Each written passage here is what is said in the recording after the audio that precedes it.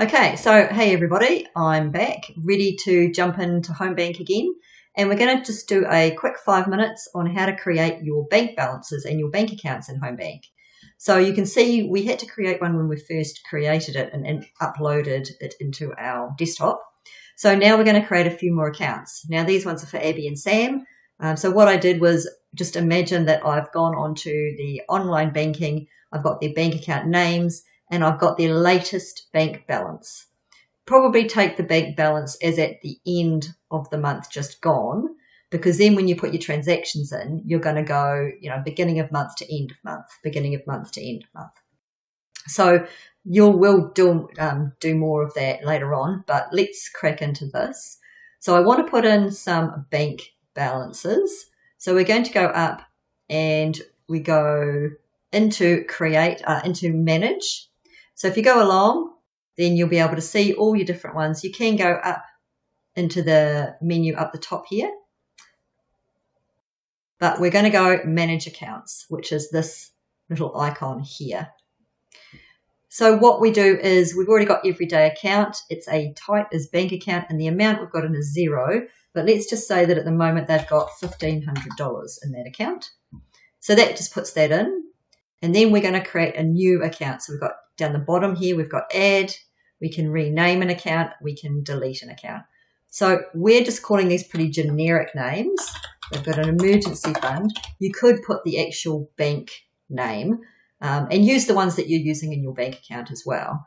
So it could be ANZ emergency fund or Westpac, blah, blah, blah, or Kiwi Bank, whatever you've got. So again, that's a bank account. Now in their emergency fund, they've got $3,000, and that's obviously a positive number. If it's a loan or a credit card, it would be a negative number. So that's cool. That's that one in. Now these other things, I have never done anything with groups. You could put the institution in. Again, you could then differentiate between different banks.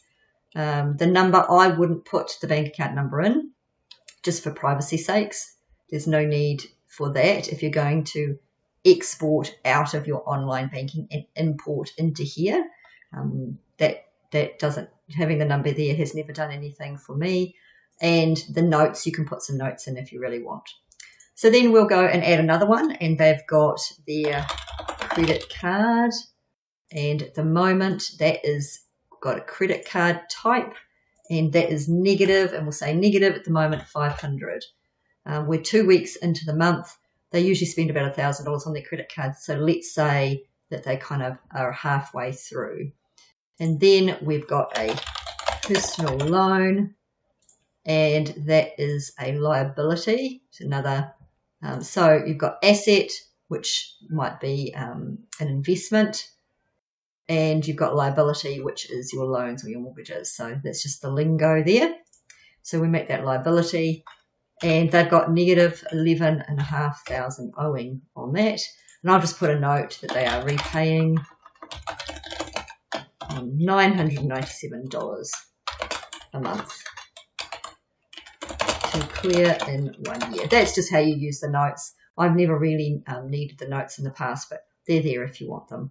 So when I go close, you can see their total list of their accounts there now with all of their closing balances. They're obviously all reconciled at this point. Now, if you double click on the everyday account, then once you've got your transactions in here, it will show up in here. So that's cool. And then you just shut that, and then you can see what your grand total is.